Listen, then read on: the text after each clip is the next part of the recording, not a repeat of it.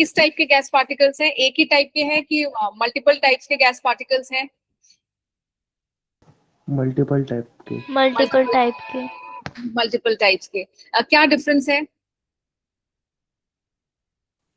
कुछ हीट के है और कुछ कोल के। नहीं समझ आया स्वजीत, कुछ हीट पार्टिकल्स हैं एंड कुछ कूल पार्टिकल्स हैं। बाकी लोग भी बताएं कि क्या डिफरेंस है जो पार्टिकल्स हैं, उस एक तो क्या दिख रहा है, क्या हो रहा है, और क्या डिफरेंस है, अगर कुछ डिफरेंस है। साथ ही साथ जो रेड पार्टिकल है वो छोटे हैं और जो पर्पल पार्टिकल्स है वो बड़े हैं थोड़े से। Okay okay, very good. अब क्योंकि पार्टिकल्स के साइज मैंने डिफरेंट लिए हैं, छोटे और बड़े, थोड़ा सा मुझे उनकी एनर्जी के बारे में भी बताओ, थोड़ा सा मुझे उनके सर मैम छोटे वाले ज्यादा फास्ट मूव कर रहे हैं और बड़े वाले थोड़ा स्लो। Absolutely, very good. जो छोटे वाले हैं वो तेजी से भाग रहे हैं और जो बड़े वाले हैं वो थोड़ा कम तेजी से भाग रहे हैं।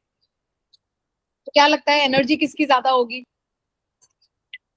छोटे वाले की मैम। छोटे वाले की। छोटे वाले की एनर्जी ज्यादा होगी कि छोटे वाले की वेलोसिटी ज्यादा होगी, या दोनों ही ज्यादा होगी? दोनों ज्यादा होंगी। दोनों ज्यादा होंगी। अच्छा, किसी और को भी ये लगता है कि दोनों ही ज्यादा होंगी? मैम छोटे वाले की थोड़ी सी ज्यादा होगी बड़े वाली से। अच्छा, क्या होता है काइनेटिक एनर्जी का, क्या फॉर्मूला होता है? Half mv²। Okay, half m v square. Half m v square हम जनरली कहाँ यूज करते हैं? वो जनरल फॉर्मूला होता है। काइनेटिक थ्योरी ऑफ गैसेस में हमने एक नया फॉर्मूला किया हुआ है। अब क्या हो रहा है बाकी पार्टिकल्स में? कोई चेंज आया पार्टिकल्स में? उनका मूवमेंट फास्ट हो गया। सिर्फ मूवमेंट फास्ट हुआ कि कोई और भी फास्ट हुआ? प्रेशर भी। क्या सब नोट कर पाए थे ये कि जैसे जैसे जैसे जैसे टेम्परेचर बढ़ा, सबसे पहले तो काइनेटिक एनर्जी बढ़ी, वेलोसिटी बढ़ती चली गई, प्रेशर इतना बढ़ गया कि ऊपर का लिड ही हट गया। और यहाँ पे प्रेशर की वैल्यूज नोट करी किसी ने?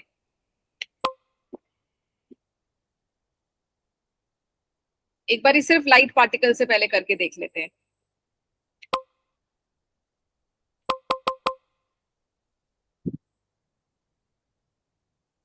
How about the mean free path?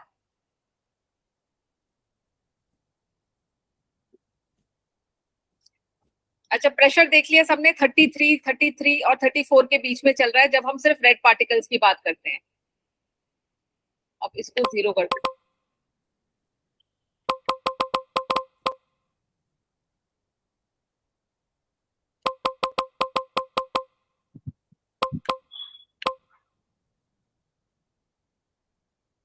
अभी ब्लू वाले कितने पार्टिकल्स लिए हैं हमने?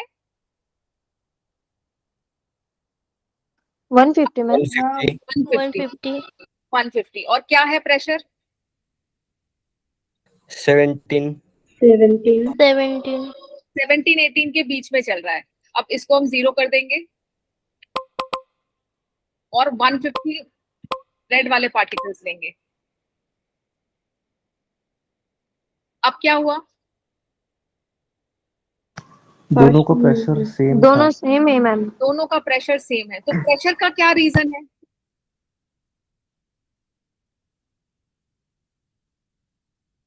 जो प्रेशर है अंदर, अगर कंटेनर में प्रेशर है जो हम मेजर कर पा रहे हैं, प्रेशर का कारण क्या है? क्योंकि वो क्लोज कंटेनर है उसकी वजह से। क्लोज कंटेनर है तो क्लोज कंटेनर के वॉल्स पे प्रेशर कौन बना रहा है? Temperature ma'am. Temperature, okay. Anything else? Air. Air, okay. अगर ये हम पार्टिकल्स का मूवमेंट रोक दें, अगर बिल्कुल ही रोक दें, और क्या हुआ प्रेशर? बिल्कुल नहीं रोक प्रेशर पा कम हो कम गया। हो गया। प्रेशर कम हो गया मैम। प्रेशर कम क्यों हो गया? क्योंकि हमने उसकी कूल किया। हीट कम करने से और क्या कम? टेम्परेचर कम हो गया। टेम्परेचर कम करने से और क्या कम हुआ? एनर्जी भी कम हो गई मैम। एनर्जी भी कम हो गई। जब अगर इसको हटा दें तो अब रेड पार्टिकल्स का मूवमेंट देखना अभी क्या होगा।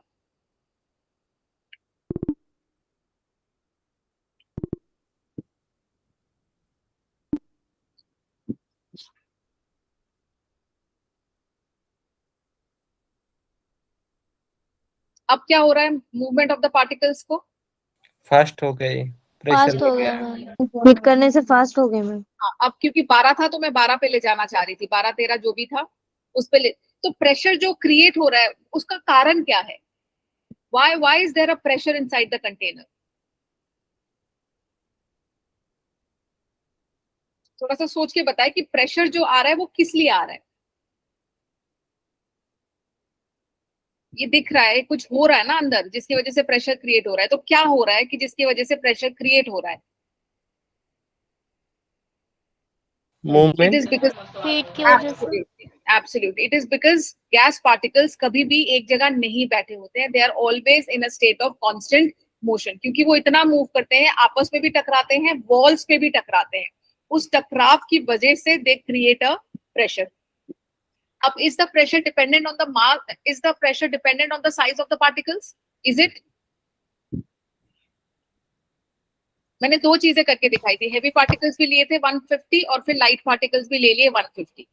हमने सेम नंबर ऑफ पार्टिकल्स रखा पर साइज चेंज कर दिया। Was there a change in the pressure value?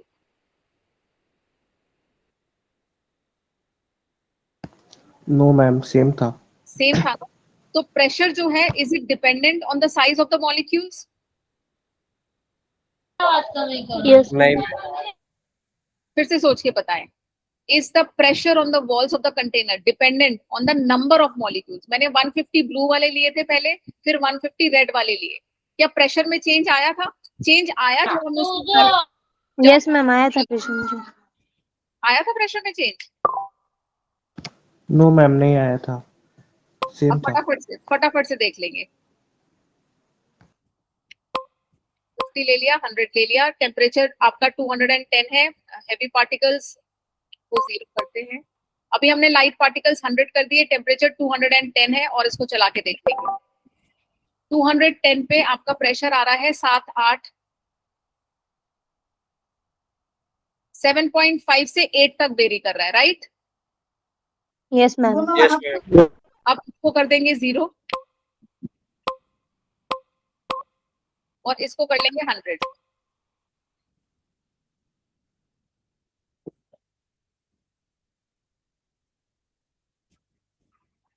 Pressure ज्यादा हो रहा है। प्रेशर ज्यादा है मैम। क्योंकि ये टेम्परेचर थोड़ा बढ़ गया, ये 300 हो गया। पहले उस वाले में हमारा टेम्परेचर 210 था, इसलिए वो हो गया। इसका देख लेते हैं 107 109। पहले इसको स्टेबल होने देते हैं फिर देख लेते हैं। अब मैंने टेम्परेचर कांस्टेंट कर दिया है।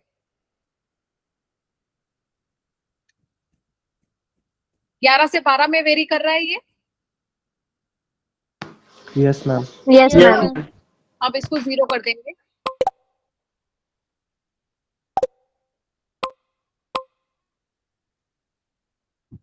अब देखना प्रेशर। पहले हमने ठंडा गर्म किया था तो वो टेम्परेचर कांस्टेंट नहीं हो पा रहा था।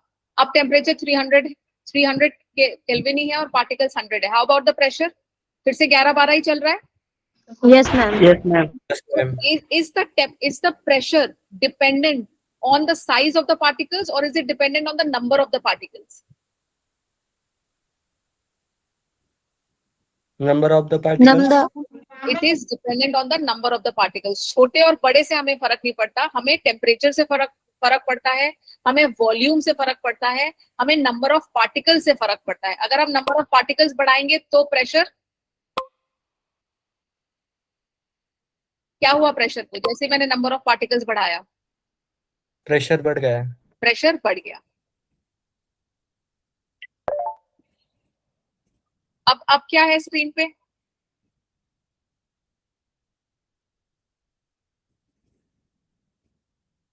स्क्रीन चेंज हुई थोड़ी सी?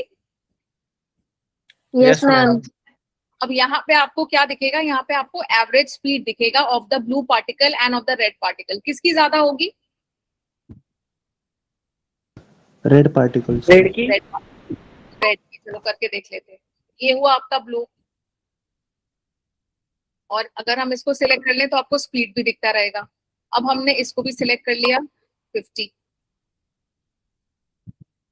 और हम ये भी सिलेक्ट कर लेते हैं।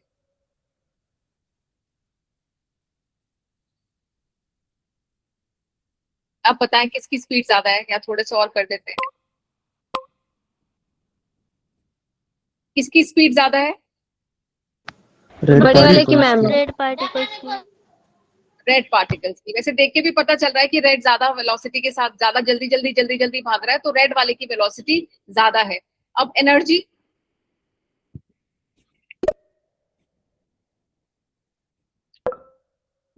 ये किसकी एनर्जी दिखी? ये ब्लू वाले की एनर्जी। ये जो ब्लू बार चल रहा है ये ब्लू वाले की एनर्जी, और रेड वाले की एनर्जी। अब क्या दिख रहा है एनर्जी में? किसकी ज्यादा है? ब्लू की ज्यादा है। ब्लू की ज्यादा है। ओके, बाकियों को क्या लग रहा है? थोड़ा सा और बढ़ा देते हैं अगर उससे क्लियर हो जाए। किसकी ज्यादा है? ब्लू की ज्यादा ना। बेटा यहाँ पे जो है ना, ये रेड और ब्लू जो है, ये आपको दिखा रहा है काइनेटिक एनर्जी। इस एक्स एक्सिस पे काइनेटिक एनर्जी है, इधर नंबर ऑफ पार्टिकल्स है। किसकी ज्यादा है? क्या दोनों अलग अलग दिख रहे हैं कि दोनों ओवरलैप सा कर रहे हैं?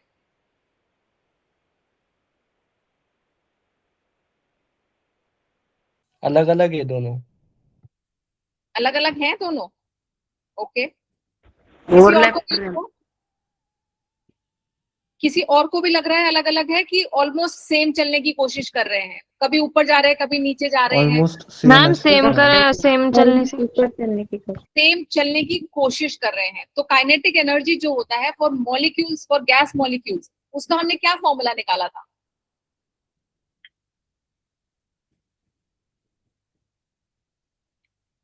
अच्छा बताए, पहले स्क्रीन चेंज हुआ कि वही वाला चल रहा है अभी? वही वाला वाला चल रहा है चल मैम। रहा है। वही वाला चल रहा है। वही है। ओके, अब बताएं। अभी चेंज हो गया मैम। अभी चेंज हो गया। चेंज हो गया। ओके, ऐसा कुछ हमने किया था, Boyle's law, Charles law, Gay Lussac's law, और PV is equal to nRT. Yes ma'am.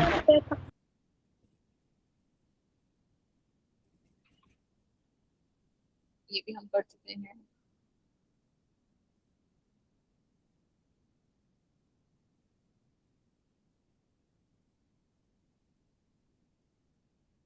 ये ठीक फॉर्मेट में नहीं आ रहा है। मैं दूसरा वाला ओपन करती हूँ, पर यहाँ पे ये क्या है, ई बाय एन क्या है?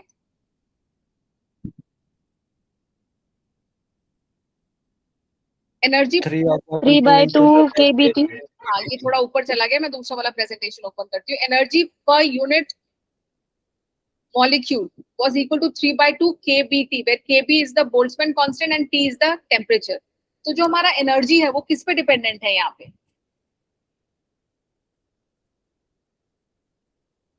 मैं फिर से पूछती हूँ, इस फॉर्मूले से जो हमारा एनर्जी है वो किस पे डिपेंडेंट है? Degree of freedom. Degrees of freedom, definitely. यहाँ पे के भी कॉन्स्टेंट है, 3/2 भी कॉन्स्टेंट है। ये टी क्या है यहाँ पे? टेम्परेचर। टेम्परेचर। टेम्परेचर में। The temperature. तो अगर टेम्परेचर पे डिपेंडेंट है, और अगर हम इस वाले पे आ जाए फिर से, क्या यहाँ पे हम अलग अलग टेम्परेचर पे रखा? अब दूसरा वाला स्क्रीन आ गया बेटा? Yes ma'am. ओके, इस वाले Yes, में ma'am. क्या ब्लू पार्टिकल्स और रेड पार्टिकल्स को हमने अलग टेम्परेचर दिया है? नो मैम, सेम टेम्परेचर है। नहीं मैम, सेम है। दोनों सेम है ना, 300 केल्विन पे ही चल रहा है, ब्लू भी और रेड वाला भी। इसीलिए अगर आप एनर्जी, यस मैम। तो इसीलिए आप अगर एनर्जी देखेंगे वो कॉन्स्टेंटली चेंज हो रहा है, क्योंकि they are constantly moving. Overall कोई किसी के ऊपर नहीं भाग रहा है।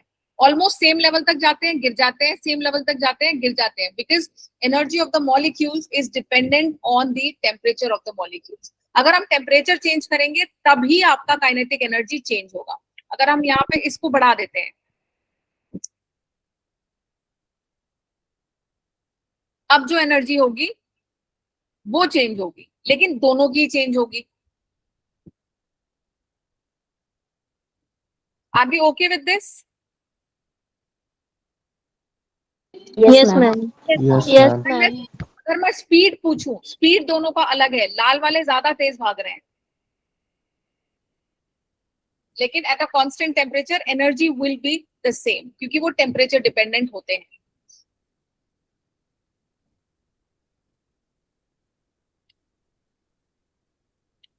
Just give me a minute, I'll share the presentation.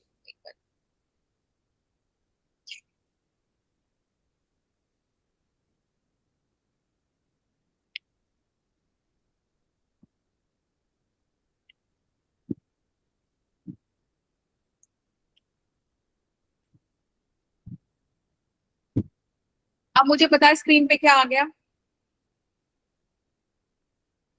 Gas law, ideal gas equation. हाँ, ये आपकी बुक भी आ गई और उसके वैल्यूज भी आ गए, राइट। यहाँ पे हमने इन सब ये सब चीजें हम कर चुके हैं। PV is equal to nRT, और कल हमने यूज किया था जहाँ पे एनआरटी होता है, आरटी को हम किससे रिप्लेस कर सकते हैं, वो भी हमने R is equal to n times k, ये हमने कल के इक्वेशंस में चेंज किया था।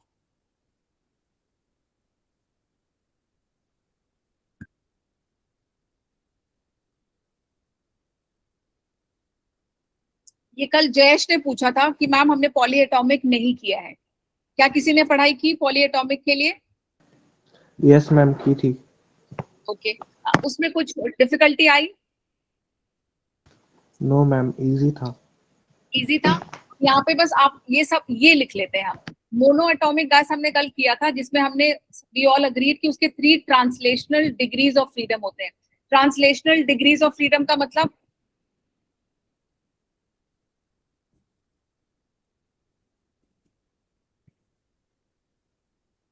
I repeat, mono atomic gas का क्या मतलब होता है, पहले तो ये बताएं मुझे।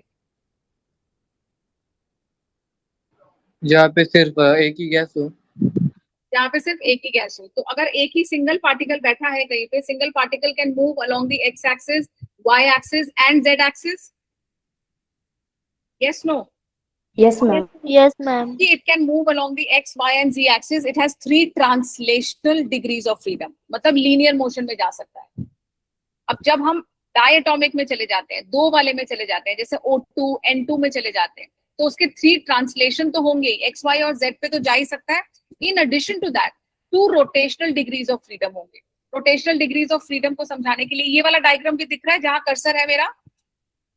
Yes ma'am. Yes ma'am.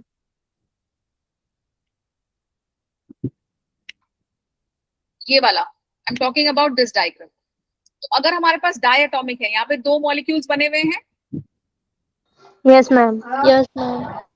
तो अगर तो वो एक्स एक्सिस पे लाई करता है और उसको हमें घुमाना है, रोटेट कराना है, तो रोटेट जब आप कराओगे या तो आप जेड एक्सिस पे कराओगे या वाई एक्सिस पे कराओगे।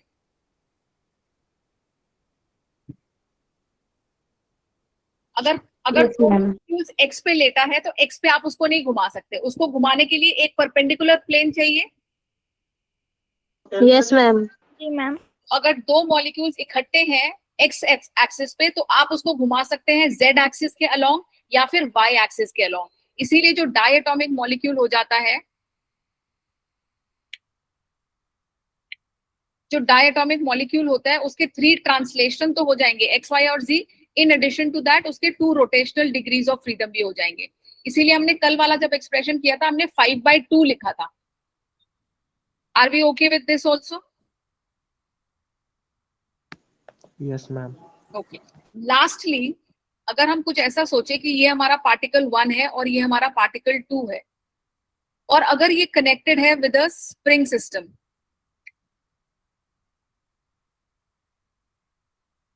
If it is connected with a spring system, थोड़ा सा सोच लें कि 2 पार्टिकल है और एक स्प्रिंग से जुड़ा हुआ है। अगर आप उसको कंप्रेस करोगे तो क्या होगा?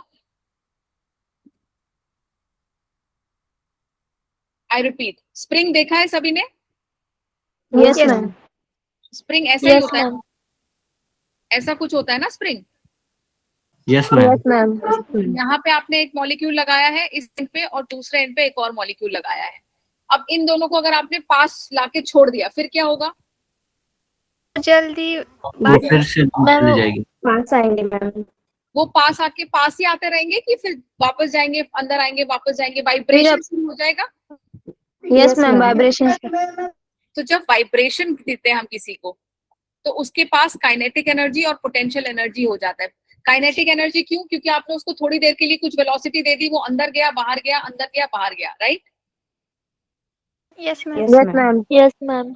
पोटेंशियल एनर्जी कहाँ से आई? पोटेंशियल एनर्जी इसलिए आई क्योंकि आपने उसका कॉन्फ़िगरेशन भी चेंज कर लिया। पहले अगर वो 5 सेंटीमीटर की दूरी पे था, आपने उसको पास लाके 2 सेंटीमीटर कर दिया, फिर वो 5 पे जाएंगे, फिर वो 2 पे आएंगे, फिर वो 5 पे जाएंगे। तो क्योंकि आपने उनका कॉन्फ़िगरेशन चेंज किया तो उसकी पोटेंशियल एनर्जी भी चेंज हो गई। तो ये मैं क्यों बता रही हूँ? क्योंकि जयेश ने बोला था कि हमने एक टॉपिक मतलब हम लोगों ने जब डिग्रीज ऑफ फ्रीडम किया था, हमने मोनो एटॉमिक किया था, डाई एटॉमिक किया था और ट्राई एटॉमिक भी कर लिया था। इसमें एक टॉपिक बचता है पॉली एटॉमिक। पॉली एटॉमिक में क्या हो जाता है? आपको ट्रांसलेशन भी लेना है, रोटेशन भी लेना है और वाइब्रेशन भी लेना है। तो 3+2+2 हो जाता है उसमें। थोड़ा बहुत समझ आ रहा है इसमें? Yes, ma'am. Yes, ma'am. Okay, ये हम लिख लेंगे, ये वाला पोर्शन लिख लेंगे।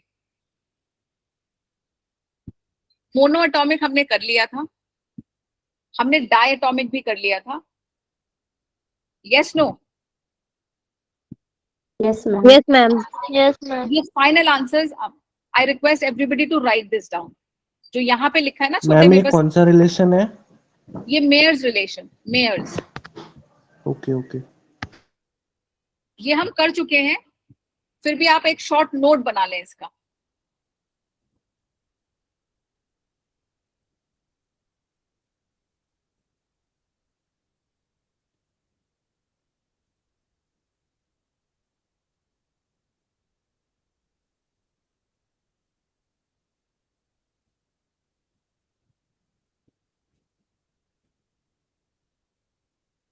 बस ये वाला पोर्शन लिखना है।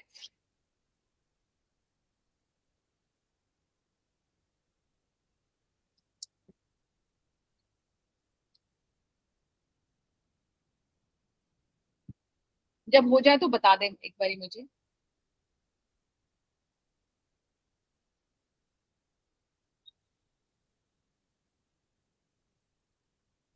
ये सब हम व्हाइट बोर्ड पे वैसे कर चुके हैं। dq = d क्योंकि उसमें वर्क नहीं होता है कांस्टेंट वॉल्यूम पे। कांस्टेंट प्रेशर पे वर्क होता है तो वो dE+pdv हो जाता है, which is equal to cp/dt।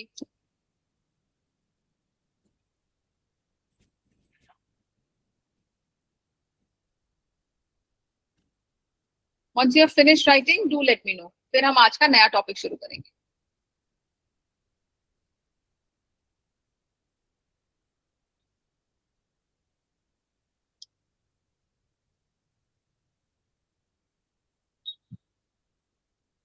हो गया मैम। रुकिए मैम।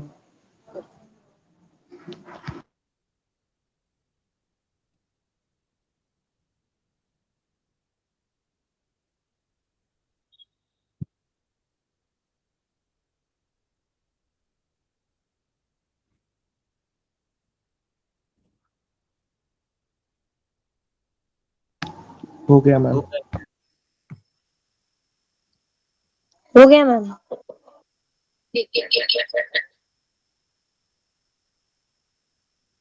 मैम वो नीचे वाला भी लिखना है? Just give me a minute। हाँ, अब बताएं। ये वो नीचे, हाँ। यस ये मैम। यही तो हमने डिराइव किया था, cp - cv = r, Mayer's relation. ये लिखना है? ये आप लोगों ने लिखा होगा, ये हम कर चुके हैं। cp - cv, Yes, ma'am. लिखा है। हाँ ये लिखा होगा आप सबने। कल हमने थोड़ा सा रेडिएशन के बारे में बात किया था, हमने कंडक्शन के बारे में बात किया था और कन्वेक्शन के बारे में बात किया था, right? Yes, ma'am. Yes, ma'am. So we'll start from there today। Just give me a minute। अब हम व्हाइट बोर्ड पे चलेंगे।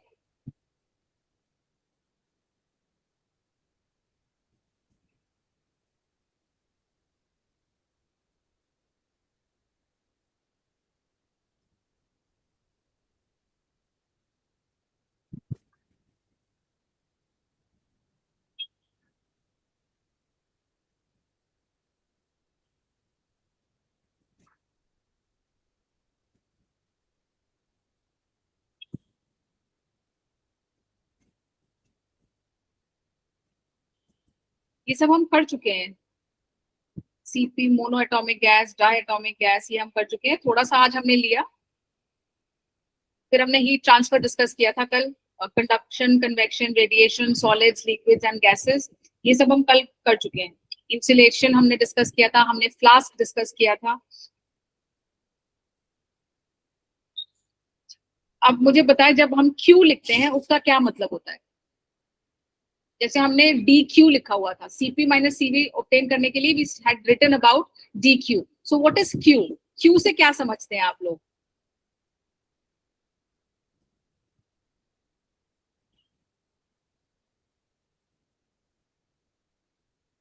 हीट के ma'am? It will be the heat energy. Okay, तो अगर कोई भी मटेरियल है, कोई भी मटेरियल, उसको आप अगर थोड़ा एनर्जी देते हैं Q, तो वो क्या क्या हो सकता है? उस Q का क्या क्या हो सकता है? या तो वो थोड़ा सा अब्सॉर्ब हो सकता है, yes,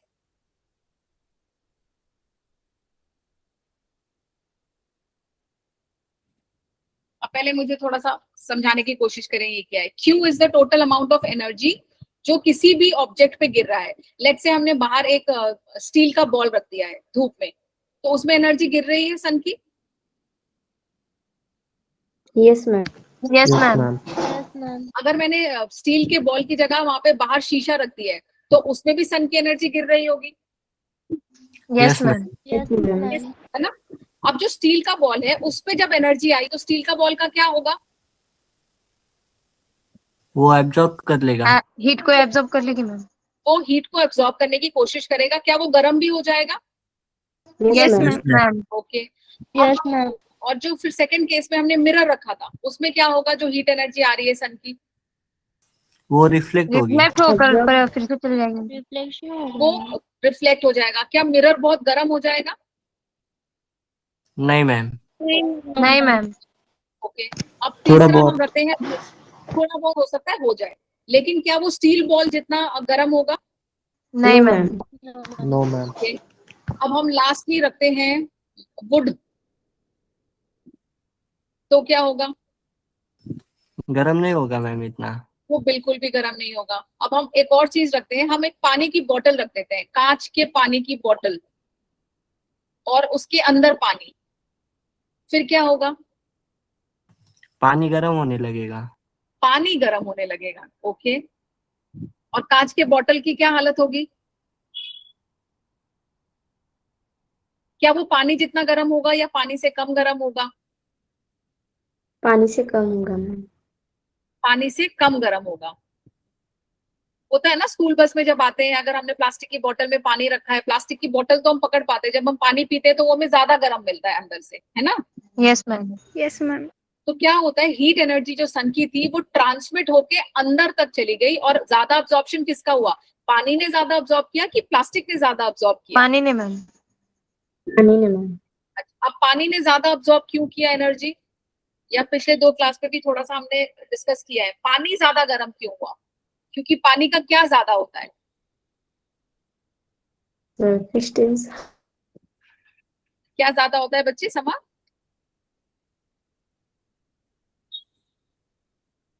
Ma'am, surface tension. Surface tension. Okay, anything else, anybody? Volume. Volume. Okay. अभी हमने पिछले दो क्लासेस में ये डिस्कस किया है ना कि हम पानी क्यों लेते हैं खाना बनाने के लिए?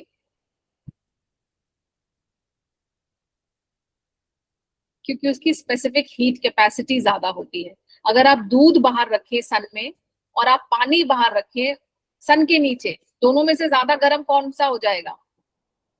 पानी। एब्सोल्युटली। तो जब भी किसी भी ऑब्जेक्ट पे अगर आप एनर्जी थ्रो करते हैं, ये है इंसिडेंट एनर्जी, उसका पोर्शन कुछ एब्जॉर्ब हो जाएगा, कुछ रिफ्लेक्ट हो जाएगा, कुछ ट्रांसमिट हो सकता है। अब हम दोनों साइड को Q से डिवाइड कर देते हैं, Q अपॉन Q करते हैं, to be equal to QA upon Q कर लेते हैं, प्लस QR अपॉन Q करते हैं, प्लस QT अपॉन Q करते हैं। अगर ऐसा करेंगे तो, अच्छा पहले लिख लें, सब लिख लें ये, all of you will write this,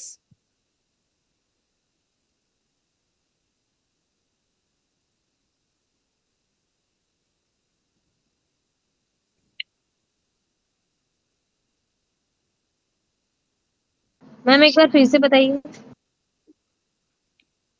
अभी हमने जो लिखा है, जो भी इंसिडेंट एनर्जी होती है किसी भी ऑब्जेक्ट पे, जो एनर्जी इंसिडेंट मतलब जो आ रही है उसके पास, तो टोटल एनर्जी में से हो सकता है कि सारी एनर्जी अब्सॉर्ब हो जाए, या हो सकता है कि सारी एनर्जी रिफ्लेक्ट हो जाए, या हो सकता है कि सारी एनर्जी ट्रांसमिट हो जाए, या हो सकता है कि कुछ अब्सॉर्ब हो जाए, कुछ रिफ्लेक्ट हो जाए, कुछ ट्रांसमिट हो जाए। हमने Q is equal to QA which is the absorption लिखा है, plus QR which is the reflected energy, plus QT which is the transmitted energy लिखा है। फिर हमने क्या किया है, हमने दोनों साइड को Q से डिवाइड कर दिया है।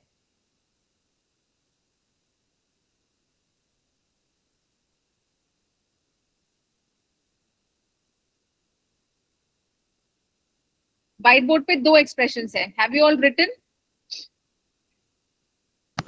यस मैम, हो Yes, गया। Yes ma'am. तो Q अपॉन Q क्या हो जाएगा?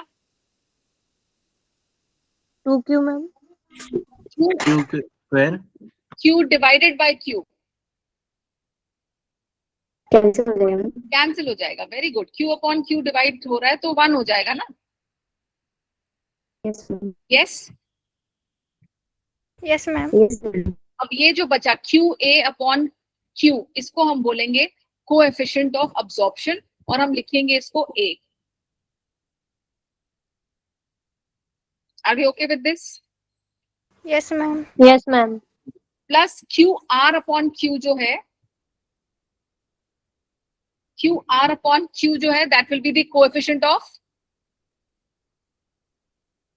रिफ्लेक्शन, उसको हम लिख लेंगे R।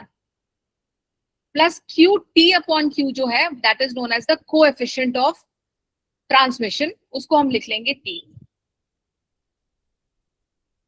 और यहां से क्या आ गया, coefficient of absorption plus coefficient of reflection plus coefficient of transmission will be equal to 1। Yes, Yes, ma'am. Okay.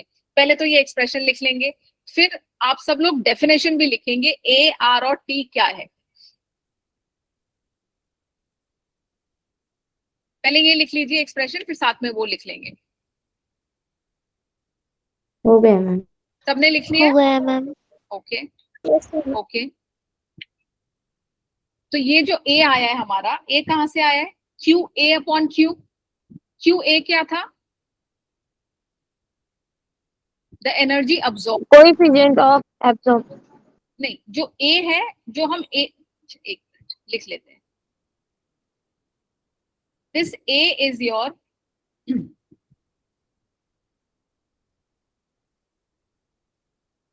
सब लिखेंगे ये। This is coefficient of absorption,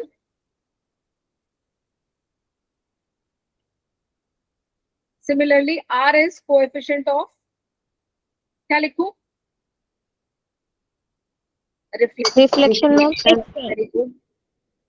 और लास्ट वाला आप लोग लिखेंगे कोएफिशिएंट ऑफ Transmission. ट्रांसमिशन। तो पहले तो ये लिख लें कि A है कोएफिशिएंट ऑफ एब्जॉर्प्शन, R है कोएफिशिएंट ऑफ रिफ्लेक्शन, और T है कोएफिशिएंट ऑफ ट्रांसमिशन।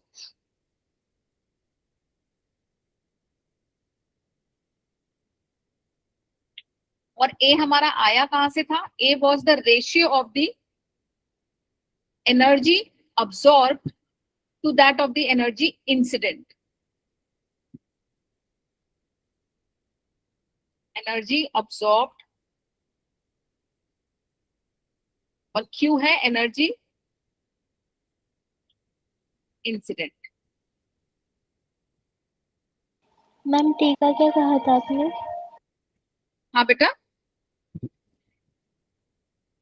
क्या कह रहे हो बच्चे? मैम टी का क्या कहा था आपने? T का होगा कोएफिशिएंट ऑफ ट्रांसमिशन। ट्रांसमिशन लिख देती हूँ, coefficient okay ma'am. It is trans,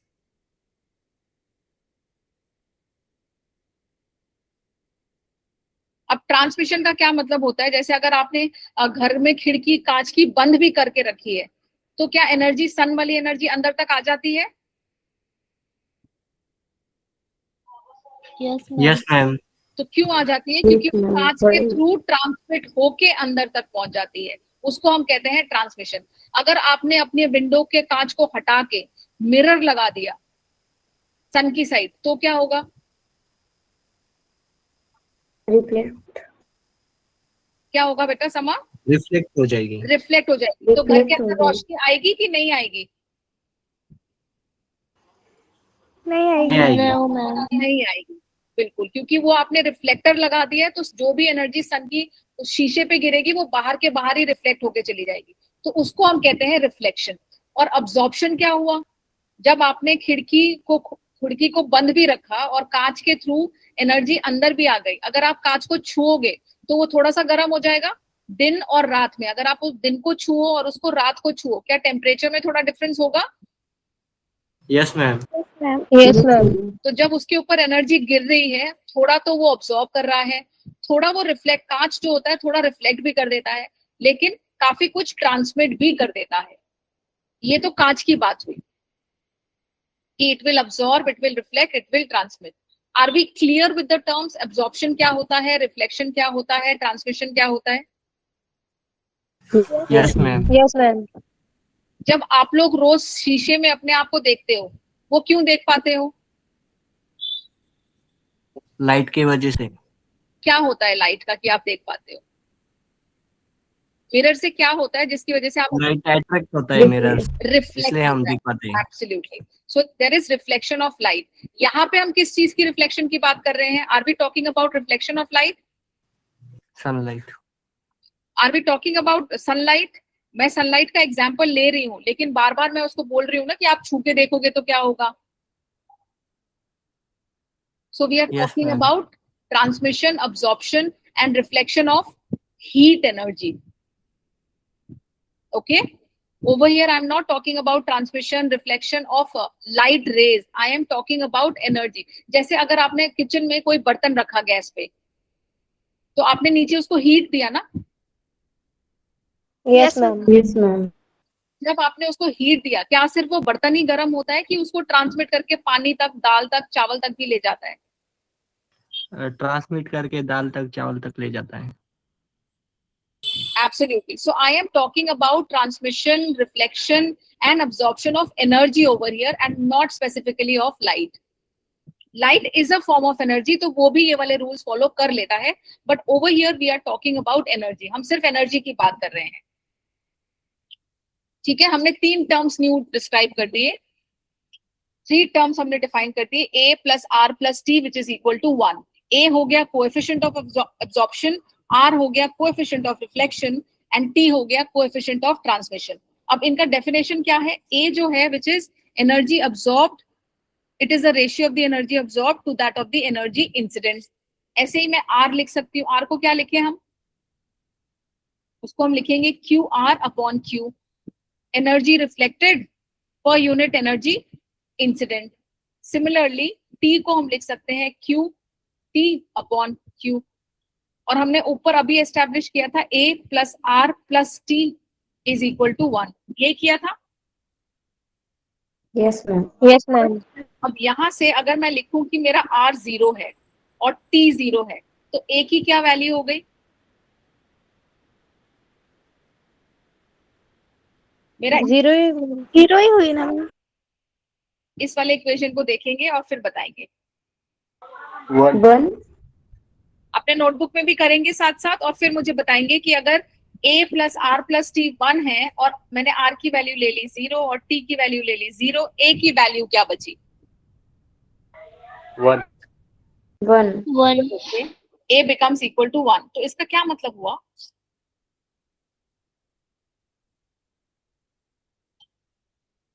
थोड़ा सा सोचेंगे और फिर बताएंगे कि इसका मतलब क्या हुआ।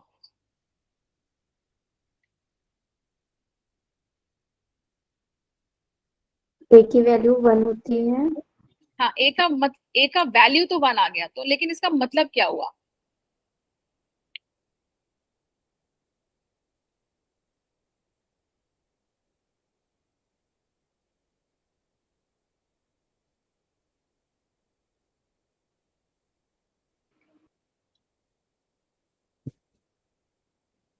नहीं, क्या इसका मतलब ये हुआ कि जो भी एनर्जी उस मटेरियल पे गिरी उसने सारा का सारा अब्सॉर्ब कर लिया? यही हुआ ना? रिफ्लेक्शन जीरो, ट्रांसमिशन जीरो, सारा का सारा जो एनर्जी उस पे आया उसने सारा का सारा अब्सॉर्ब कर लिया। तो इस मटेरियल को हम क्या बोलेंगे? This is a perfect. कौन सी चीज पूरी एनर्जी अब्सॉर्ब कर सकती है? वाटर। What? Water? वाटर पे अगर हम पानी के सामने खड़े हैं, जैसे नदी या कुछ रिवर के सामने खड़े हैं, थोड़ा बहुत अपनी शक्ल दिखती है? Yes ma'am. Yes ma'am. Yes ma'am. तो दिखती है ना। अच्छा, अब शक्ल तभी दिखती है ना जब रिफ्लेक्ट होता है, वरना तो नहीं देख सकते, है ना। अगर हम Yes, लकड़ी ma'am. को लेके खड़े हो जाए उसके सामने तो नहीं दिखेगा हमें। नहीं। तो जब हम पानी की बात करते हैं, पानी डेफिनेटली वो हीट अच्छे से अब्सॉर्ब कर लेता है, लेकिन पानी रिफ्लेक्ट भी करता है। तो पानी इज नॉट अ परफेक्ट अब्सॉर्बर। वो पूरा का पूरा एनर्जी आप उसको जो देंगे वो पूरा का पूरा अब्सॉर्ब नहीं कर पाएगा। काफी कुछ एब्सॉर्ब हो जाता है, काफी कुछ ट्रांसमिट भी हो जाता है, काफी थोड़ा बहुत रिफ्लेक्ट भी हो जाता है। लेकिन जो ब्लैक बॉडी होती है, परफेक्ट ब्लैक बॉडी जो होती है, वो सारा का सारा अब्सॉर्ब कर सकती है। और Yes, यहीं से ma'am. हमारा टॉपिक चलता है जो कि है ब्लैक बॉडी रेडिएशन। हम समर्स में ब्लैक कपड़े क्यों नहीं पहनना चाहते? गर्मियों में क्यों मना करते हैं कि लाइट कपड़े पहनने चाहिए, ब्लैक नहीं पहनना चाहिए? मैम Heat क्योंकि absorb. वो ज्यादा इम्पैक्ट करते हैं। ऑब्जर्व कर लेते हैं। एंड वैसे तो येलो कलर के भी क्लोथ्स नहीं पहनने चाहिए, इसे भी बोलते हैं ना। येलो कलर के? हाँ। ओके, पहले आप लोग बताएं फिर मैं बताऊंगी। गर्मियों में कौन से नहीं मैम पहनने चाहिए? मैम ब्लैक कपड़े हीट ज्यादा मतलब कंडक्ट करते हैं इसलिए। हीट कंडक्ट करते हैं कि कुछ और करते हैं? कंडक्ट करते हैं तो आपको गर्मी लग रही है, वो कंडक्ट करके बाहर निकाल दे। मैम वो हीट ऑब्जर्व करते हैं। Absorb हीट करते हैं मैम. अब्सॉर्ब, हीट अब्सॉर्ब करते हैं। ब्लैक जो होता है वो काफी, कोई भी कलर अगर मुझे ब्लू दिख रहा है, रेड दिख रहा है, पिंक दिख रहा है, क्यों दिखता है? Why does anything show me a colour?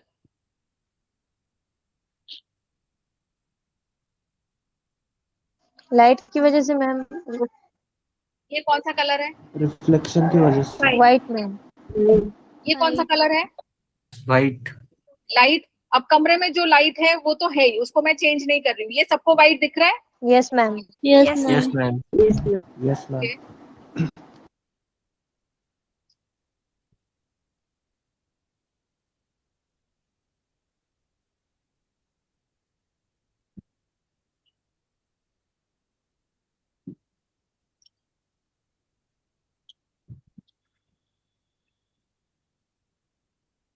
ये कौन सा है?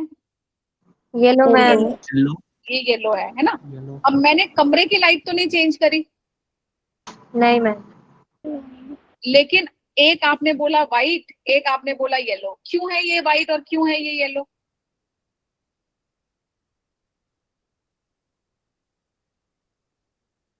बताएं जरा उनका सोच के। नेचुरल कलर वैसा है इसलिए। उनका नेचुरल, अगर मैं कमरे की लाइट बंद कर दूं तो आपको ये व्हाइट और येलो दिखेंगे? नहीं मैम। नहीं। नहीं मैम। No. ठीक है ना। No. तो देयर इज समथिंग कि उस पे लाइट गिरती है और फिर वो आपके पास रिफ्लेक्ट होके आती है। अब जो व्हाइट है, व्हाइट ने कुछ भी अब्सॉर्ब नहीं किया, उसने सारा का सारा लाइट भेज दिया। ये हमें पता है ना, white colour consist of 7 colours with your, yes Yes, ma'am. है ना। Yes, तो ma'am. व्हाइट में 7 कलर्स होते हैं। जब व्हाइट पे गिरा वो, तो व्हाइट ने कुछ भी अब्सॉर्ब नहीं किया, उसने सारा रिफ्लेक्ट कर दिया। तो इसलिए आपको वो 7 कलर का कॉम्बिनेशन दिखा जो कि व्हाइट है। यही लाइट जब येलो पे पड़ी, उसने क्या किया, उसने येलो अब्सॉर्ब कर लिया, बाकी वापस भेज दिया। ओ आई एम सॉरी, उसने बाकी अब्सॉर्ब कर दिया, उसने येलो अब्सॉर्ब नहीं किया, उसने येलो को रिफ्लेक्ट कर दिया। तो इसलिए हमें वो येलो दिखा। शुड आई रिपीट और are we clear? Clear clear है मैम। मैम। क्लियर है मैम। ये कौन सा कलर है? पिंक। पर्पल। थोड़ा पिंक थोड़ा पर्पल, मतलब वायलेट के, लाइट पर्पल। वायलेट के वायलेट टाइप का मैम। है। तो इसमें क्या हो रहा है, इसमें गिर तो 7 कलर्स रहे हैं जो कि व्हाइट है। व्हाइट में से ये सारा अब्सॉर्ब कर रहा है, वायलेट ये अब्सॉर्ब नहीं कर रहा है, वो रिफ्लेक्ट कर रहा है, इसलिए हमें ये वायलेट दिख रहा है। तो कोई भी चीज हमें किसी भी कलर की तब दिखती है जब वो उस कलर को रिफ्लेक्ट करता है। Are we okay with this? Yes ma'am. Yes ma'am. Yes ma'am. Okay, जब हम काले कपड़े पहनते हैं वो हमें काले इसलिए दिखते हैं कि उसके ऊपर जो भी लाइट गिरी उसने सारा का सारा अब्सॉर्ब कर लिया, उसने कुछ रिफ्लेक्ट ही नहीं किया, इसलिए no colour is black colour. तो इसीलिए ब्लैक कपड़े हमें मना करते हैं गर्मियों में, क्योंकि जो भी सन की एनर्जी उस पर गिरती है वो सारा का सारा अब्सॉर्ब कर लेती है, you feel more hot. That is why you should not wear black clothes in summer. Are we okay with this? Yes ma'am. तो जब ए हमारा 1 हो जाएगा वो हमारा परफेक्ट ब्लैक बॉडी होगा, वो कंप्लीट अब्सॉर्बर होगा, वो सारी एनर्जी अब्सॉर्ब कर लेता है। ठीक है, अब इसी में से अगर मैं बोलूं कि एक केस ऐसा है कि R is equal to 0 and T is also equal to, नहीं, R is equal to 0 and A is equal to 0, फिर क्या होगा? What can you tell me from the expression? Equal to 1. T is equal to 1, ये हमारा second type of material हो गया। Third type of material क्या होगा? When your, अब क्या बचा हमारा R। अगर हमारा A 0 हो गया और T 0 हो गया, फिर हमें क्या मिला? R1 मिला मैम। R equal to 1।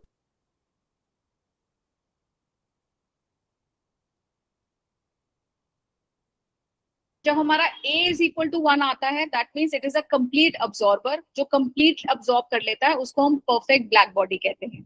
जब हमारा R इज इक्वल टू 1 होता है, it is a perfect reflector. अब परफेक्ट रिफ्लेक्टर क्या होता है? Highly polished surface. जो मिरर्स होते हैं, मिरर्स कुछ रिफ्लेक्ट भी करते हैं, कुछ ट्रांसमिट भी करते हैं, कुछ अब्सॉर्ब भी करते हैं। मिरर में एक पॉलिशिंग होती है ना, पीछे पेंट होता है ना Yes, मिरर के ma'am. पीछे। यस अगर मैम। अगर वो पेंट कंप्लीटली सिल्वर का हो, प्योर सिल्वर का, then it will be a complete reflector. फिर वो ना तो अब्सॉर्ब करेगा, ना वो ट्रांसमिट करेगा, वो सिर्फ रिफ्लेक्ट करेगा। Are we okay with this? Yes Yes, ma'am. ma'am. अब T इक्वल्स टू 1 का क्या मतलब हुआ?